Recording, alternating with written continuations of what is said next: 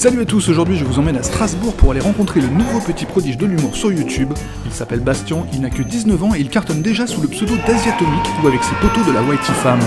Salut, ça va? Ça va et toi? Ouais, super, écoute, plaisir de te voir. Plaisir partagé. Après un bon déjeuner alsacien à base de tartes flambées, on n'échappe pas à la séquence gros touriste de base, parce que, attends, Strasbourg, c'est quand même super joli quoi. Après 6 heures de visite, 3 cathédrales, 12 musées, 28 bretzels, Bastien m'emmène chez lui pour un Tomcast qui s'annonce passionnant. Enfin, si sa maman veut bien nous laisser tranquille. Maman? Maman? Est-ce que tu pourrais rapidement te poser dans le salon et ne pas faire de bruit? Parce qu'on a un peu la bourre et il faut pas faire de bruit en fait. Bonjour madame. Bon, attention Coco, on est trop lent, je chante et c'est à toi. Hein.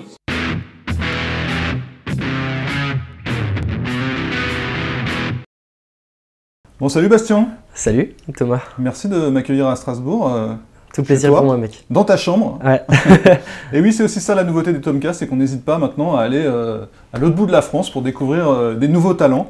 Ça fait partie de la joie des Tomcasts. Alors Bastien, 333 000 abonnés sur YouTube. C'est ça. On peut parler quand même d'un joli succès. Actuellement, oui.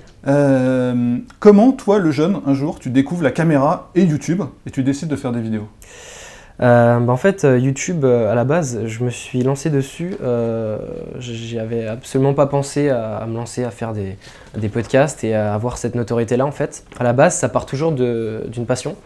Donc, je me suis lancé sans prétention, je postais mes délires.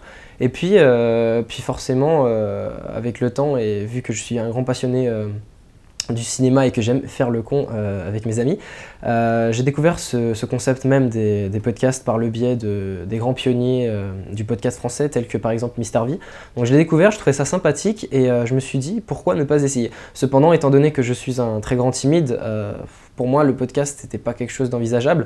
Donc j'ai laissé tomber cette idée et avec le temps en fait, avec mes petites vidéos postées sur YouTube grâce à diverses expériences notamment grâce à The Tall Theo, donc un YouTuber qui poste des vidéos typées vlog, j'ai commencé à me lancer dans la facecam et c'est à partir de ce moment-là que je me suis senti à l'aise et c'est là que j'ai commencé en fait à balancer mes premiers podcasts. J'ai vu que ça marchait très bien, l'écran est passé en veille, j'ai vu que ça marchait très bien et ben, j'ai continué et puis j'en suis actuellement voilà, à la notoriété que j'ai à présent.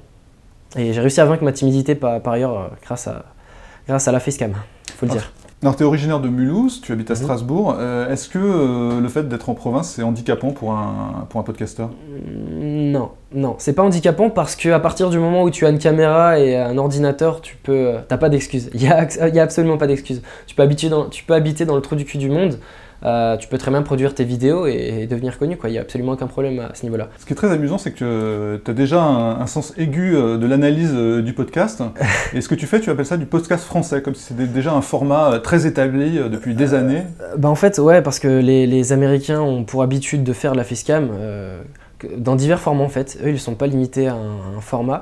J'appelle ça format français, podcast français, parce que en regardant bien et en analysant bien les pionniers du podcast, tels que Norman, Cyprien et Mister V, ils ont à peu près tous la même recette, c'est-à-dire une phrase d'introduction, on introduit une séquence, on introduit une blague, on parle d'un thème en particulier, puis on balance une scène pour animer la chose. On a à peu près tous la même recette dans l'écriture en fait, et c'est pour ça que j'appelle ça podcast français quoi. D'ailleurs, un livre est en préparation sur le sujet.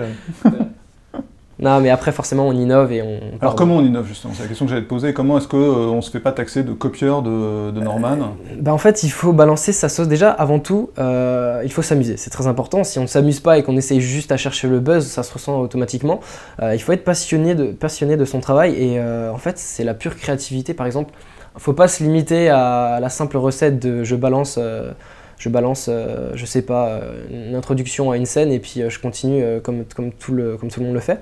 Toi, ce que t'aimes, c'est l'action, j'ai l'impression. C'est ça. Moi, je suis plutôt typé dans le cinéma. Moi, ce que j'aimerais faire, c'est vraiment des vidéos condensées en action. Tu voudrais être le Bruce Lee français, quoi.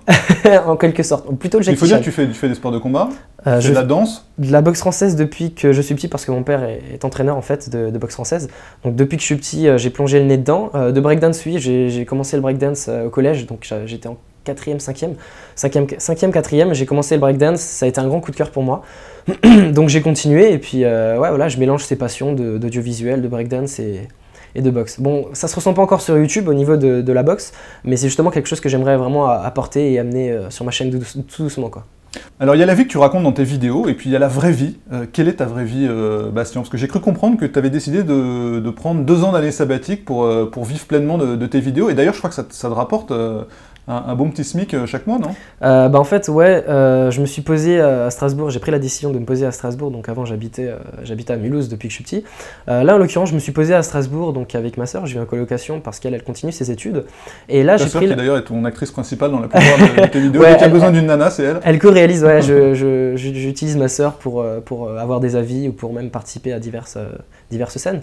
Mais ouais, je me suis posé en colocation avec elle depuis 2 mois, donc j'habite à Strasbourg. Moi je t'ai fait visiter Strasbourg avant, j'espère aussi que ça t'a plu. C'est une ville vraiment sympathique et puis il y a beaucoup de trucs à faire ici. Il y a vraiment beaucoup de trucs à faire, donc je me suis dit c'est la ville parfaite pour réaliser mes projets. Donc je me pose pendant 2 ans. Pourquoi 2 ans? Je me pose à Strasbourg, alors d'une part pour, je prends la décision de faire une année sabbatique d'une part pour développer mon activité sur YouTube. Donc comme tu l'as sous-entendu avant, oui, je peux gagner ma vie avec Ouais, parce que moi je pensais que c'était papa et maman qui finançaient justement cette année sabbatique Papa et dans maman leur immense générosité.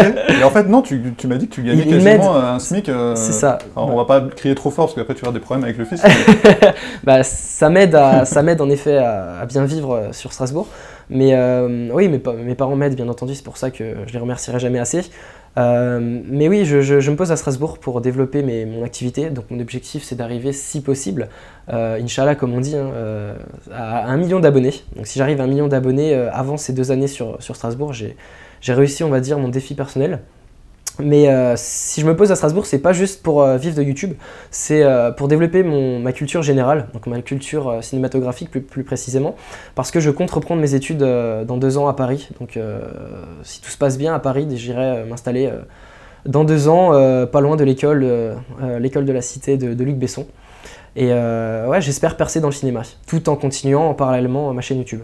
Alors 333 000 abonnés sur YouTube, ça commence à faire pas mal de monde. J'imagine même que tu dois commencer à en croiser dans la rue. On l'a vu tout à l'heure quand on venait de la gare pour aller chez toi, on a été arrêté au moins 5-6 fois. Comment tu gères ça? Est-ce que ça te fait pas un peu flipper? T'as pas été vraiment préparé à ça?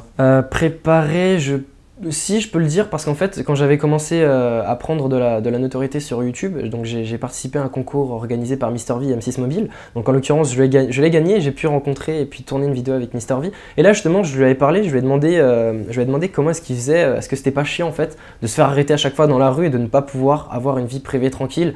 Je sais pas, discuter avec ses potes, marcher tranquillement sans qu'on forcément vienne empiéter sur la vie privée pour demander une photo. Et il m'a dit qu'en fait, on s'y faisait. Donc, je vois, ouais, non, mais je vois pas, en même temps, je vois pas ce qu'il pouvait répondre d'autre. Enfin, il va pas dire que c'est chiant parce que voilà, c'est la contrepartie en fait de la notoriété.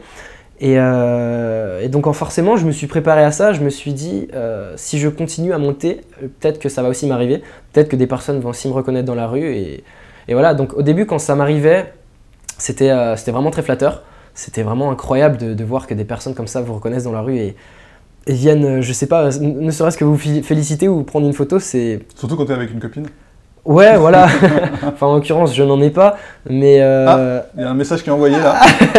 Donc, ouais, non, franchement, c'était vraiment plaisant. Et sinon, il y a aussi un truc que j'aime beaucoup avec YouTube, grâce à YouTube, j'ai envie de dire, c'est les meet-up en fait, donc les rencontres abonnées, comme on appelle ça. Le fait de pouvoir en fait casser la barrière de vidéos et de commentaires, enfin juste internet, casser la barrière d'internet et de rencontrer les personnes en face à face, ça c'est complètement ouf. Donc on a commencé à le faire voilà, au début de notre aventure sur YouTube. C'est envisageable parce qu'il n'y a pas beaucoup de monde. Donc au début, à ma première rencontre, on était 30-40, c'était sympathique, c'était convivial. Le fait de pouvoir discuter avec tout le monde comme ça librement, c'est vraiment sympa. Après, avec mon avancée sur YouTube, forcément, ça se ressentait que ma notoriété montait et qu'on commençait à être 100, 200, 300, 400, 500. Ouais. Là, on était 500 quasi 500 à la rencontre abonnée de Strasbourg. Là, ça commence à devenir ingérable, le fait de se retrouver devant... Surtout quand c'est que des filles. Non, il n'y avait pas que des filles, faut pas partir dans le cliché. Non, là, il y avait une foule de 500 personnes et là, c'est juste incroyable, quand je veux dire, tu te retrouves devant cette foule. J'étais avec Jigmé et on n'en croyait pas nos yeux. On était là, on savait pas vraiment. Enfin, c'était un peu intimidant au début. Puis après, voilà, on commence à discuter devant la foule. Tout le monde rigole, tout le monde a le smile. On prend des photos, on discute avec qui on peut. Et puis mon petit doigt me dit qu'il doit être beaucoup plus gentil dans la vraie vie que dans les commentaires. ouais, curieusement. Aussi. Ouais. Mais Internet, je l'ai déjà dit souvent sur les réseaux sociaux, Twitter et Facebook, Internet fait pousser des couilles à ceux qui n'en ont pas. C'est-à-dire que les personnes, généralement, quand ils sont derrière un ordinateur, ils ont tendance à devenir plus facilement agressifs que dans la vraie vie, quoi. Je veux dire, si la personne te voit en face, elle dira difficilement des insultes comme elle le dit si bien sur YouTube. C'est vrai que c'est plus facile d'insulter un podcasteur qui fait de la boxe française sur Internet que dans la vraie vie. Ouais. Non, ouais, j'irai jamais jusqu'à frapper quelqu'un, même si quelqu'un m'insulte dans la rue, j'irai jamais jusqu'à le frapper, quoi. Tant pis, le mec m'insulte, tant pis. Je passe au-dessus de ça, quoi. Là où ça devient embêtant, c'est les personnes en fait qui commencent à chercher plus loin et qui commencent vraiment à taper dans la vie privée, c'est-à-dire que ne serait-ce chercher sur internet le numéro de téléphone, se renseigner pour entrer dans la vie privée, que ce soit les parents, la sœur ou voilà, les amis. Là ça devient embêtant et ce qui devient encore plus gênant, ça m'est déjà arrivé qu'une personne, enfin même des personnes, m'envoient des lettres.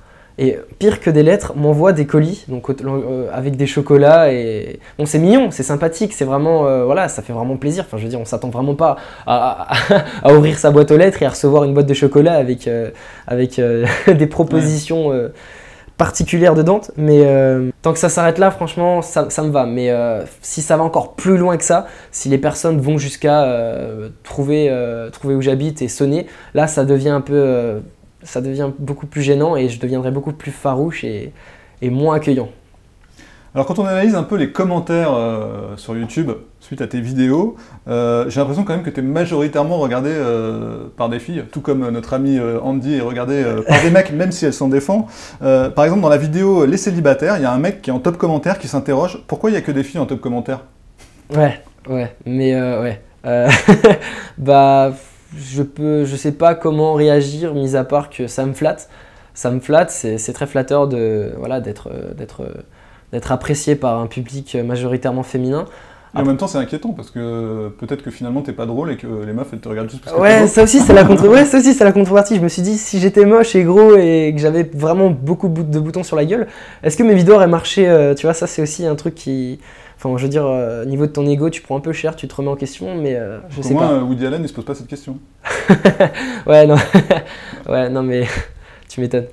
Mais ouais, Désolé, c'était la question de Tomcast, là, ça devient un peu embarrassant. Pas de problème. Non, non, mais c'est flatteur, après, voilà, quoi, c'est... En tout cas, grâce au Tomcast, j'ai même pas eu besoin de poser la question. Les 330 000 filles qui regardent tes podcasts savent que tu es célibataire, un cœur à prendre, donc mesdemoiselles, c'est bon, déchaînez-vous dans les commentaires. Ouais.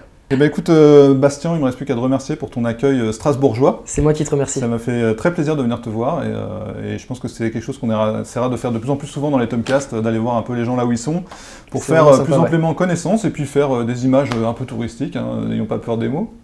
Qu'est-ce qu'on peut te souhaiter pour l'avenir ? De réussir dans le cinéma. Plutôt réalisateur ou plutôt acteur alors ?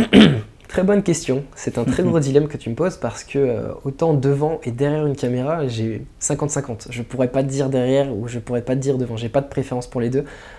Enfin, pour l'un ou pour l'autre, Aux États-Unis, il y en a beaucoup qui font les deux et ça leur réussit très bien. C'est ça, donc si je peux être acteur, réalisateur, c'est parfait. Merci beaucoup Bastien. Merci à toi. Et à très bientôt et puis on va surveiller ce que tu fais. Merci, rentre bien mec.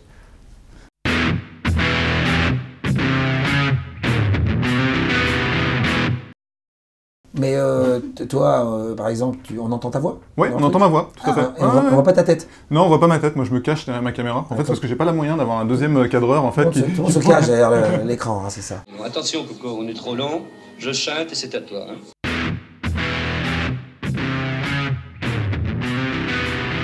Il y a un truc que j'ai jamais compris chez Ardisson, c'est pourquoi est-ce que toutes tes émissions sont montées? Est-ce que c'est parce que t'as pas les couilles d'affronter à la loyale tes invités?